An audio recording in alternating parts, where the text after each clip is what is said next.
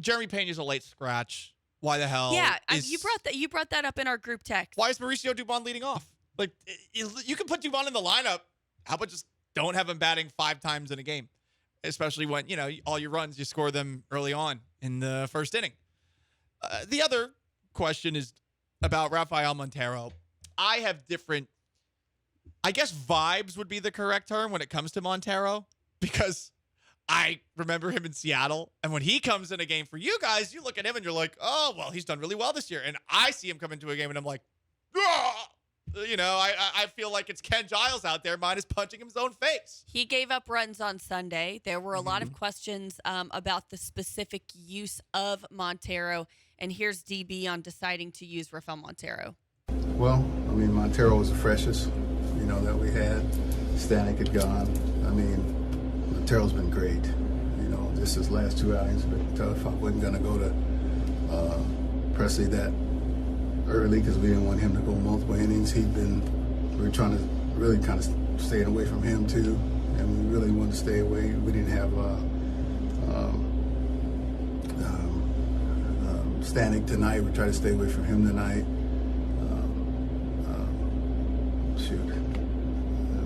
We just lost. Yeah. He sounds real bummed out. Well, he's outlining it. He could have used any of those guys, though. You gave Presley a pretty extended week of relief not too long ago. I get that maybe you want to use him in the 9th inning. What's wrong with putting the guy in with one out to go in the 8th? Like, wow, one extra batter? Because the thing was, there were 2 outs in the 7th. And check that. There were 2 outs in the 8th, and Urquidy had allowed a couple of lineouts, and the only batter that reached on an infield single. So, on one hand, Urquidy's pitching great. On the other hand, it's 4th time through the lineup. It's maybe not the best situation to leave Urquidy in when his pitch count is high, too. Like, I get some of the reasons for pulling him out, but you didn't need to go to Montero there. You could go to somebody else.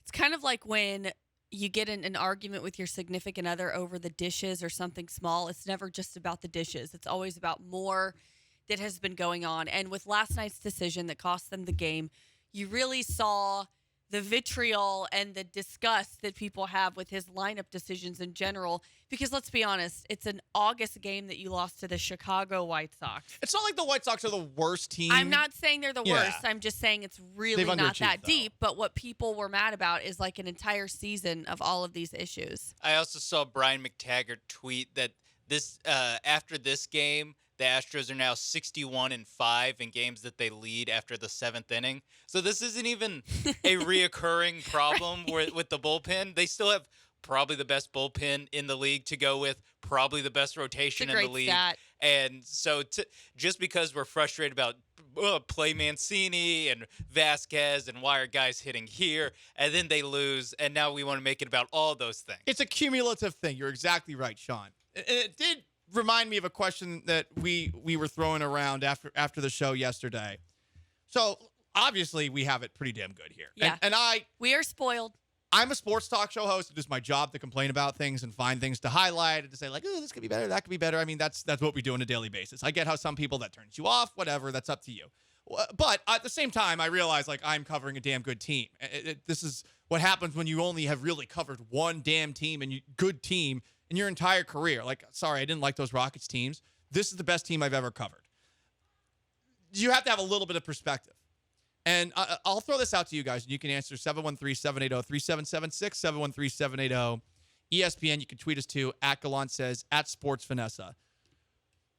What are things that we're actually allowed to bitch about when it comes to the Houston Astros? I'll start with this one because as somebody that has been on a lot of different sides of it, radio, TV, Big J Journo, and then also hosting, I don't like the lack of injury information. Now, let me make this clear. I understand it. Let me also make this clear. I don't think it's bad because it may give you a competitive advantage. We didn't know about Michael Brantley, but guess what? Other teams didn't either because his camp was so quiet. Michael Brantley's not one of those people that's telling the media things. So maybe it worked as an advantage. I understand it. I just think it is a legitimate thing if Astros fans say, okay, well, we didn't know what the hell was going on with Lance McCullers Jr. for a long time. Michael Brantley. There have been some situations where Jake Odorizzi, we're like, what? He's on a stretcher, but then it's just discomfort. I do think the injury thing is a legit thing that Astros fans can complain about. Yeah, transparency is always better. I know that teams don't like to give transparency, but this isn't the NFL where someone's going to be targeting a specific body part. At least you would think. Maybe there is a bounty program that some baseball team is Greg Williamsing their way through somewhere in this league. My number one, as far as acceptable things to complain about with the Astros, not trading for outfield depth at the trade deadline. Especially now that they know, now that we know what they knew. They knew with Brantley. What they most likely knew. Fair point. Let's give a little plausible deniability there. But, it's a late June injury. It had been a while. They had a month to figure out, maybe we should get somebody else. And like Chaz Manian Devil. Woo! Jose Siri before you traded him. Jake Myers, who they love for a reason I can't understand. The jawline. It's a nice jawline, but it's not even like he looks like Jake Marisnik, you know? Like Jake Marisnik was dreamy. Jake Myers, he's no Kobe Rasmus. He's no Josh Reddick. Wow, you know more about jawlines than I do. Listen, I'm trying to figure it out with Jake Myers. I really don't get it. And the other thing, and look, I just prioritize offense over defense. Like, give me a break with this. Martin Maldonado's the only catcher that should be out there. Christian Vazquez can hit. He comes in, he pinch hits last night. Give the guy more starts. But Maldonado's the only person that understands how a strike zone works. Like, shut up. I don't buy that. Sean, what is a legitimate thing that you think that Astros fans actually have the right to complain and be upset about? I think the lineup ordering, like last night was actually, this is the thing from last night that is the perfect example, is Mauricio Dubon leading off for absolutely no reason other than, I guess he was filling in last minute for someone else who is going to hit first. And so he has to hit first because he's filling in. And he's the same guy. If he plays the same position, he should bat in the same spot, where it's like, that's not how it works at all. Like, this is, I don't even know what the comparison to this kind of it's like leaving someone in fantasy football or something. Like it is absolutely absurd. It's like you forgot. It really is. Or it's like, you know what? It's like if Patrick Mahomes goes out and then when he goes out, you sign Chad Henne and just start Chad Henne because you're like, Chiefs offense. He's the Chiefs quarterback. He should be just as good as the last ones. Like that, again, not how this works. So that'd be my biggest thing. And that happens I don't know, once or twice a week. It happens where it's like, wait, why is Diaz cleaning up? I know he's hitting all right. Come on. Right.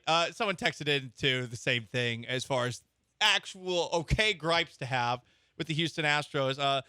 Vera, our buddy, tweeted in team selection by Dusty and the medical stuff, like you had said. Jeff Sheen tweets, the concession stands always run out of the stuff I want. Okay. That's, I think, a very valid reason. We do first want to take a caller. Keith has his biggest complaint against the Houston Astros. Keith, what's up? Good morning. My first time to call the show. Thanks for letting me on. Before I get to my Astro take, real quick, I just wanted to say, Vanessa, that I sent you a tweet outing your Ryan Tannehill take. So if he comes after you, I'm sorry, it's my fault. Okay. Oh no. I hope you don't get any trouble. Right? Oh, no. I could kick Ryan Titans Tannehill's butt. so sensitive Ryan too. Tannehill going downhill, but my take on the Astros, guys, is, man, losing World Series games at home, and you're fighting for home field right now. So hopefully you get home field, but they've lost 6 of their last 7 games at home in the World Series. That is the ultimate letdown. And hopefully they can turn that around. And that's my biggest complaint about them. I'll hang up and get your take. Thank you. That's a great one. Keith, that actually might be the best legitimate Astros complaint that people have. And the best part is, it's if any other fan of a team sees that, they'll get so pissed off. Like, what? This guy's complaining about losing at home in the World Series. But you just don't get it. You're not like us, okay? You can't sit with us. We're better than you. We live in the first world. You live in the third world with a $20 million payroll. Oakland A's fans, Tampa Bay Rays fans. I like it. Keith, I love that one because when you take I also inventory, didn't know that it's been that many. It has been a lot. When I covered the 2019 one against the Nationals, that of course the Nationals won. The Nationals won every game at Minute Maid, and the Astros won every game at the Nationals Park. It was very strange. Does home field advantage even exist anymore? Right. 7-1-3.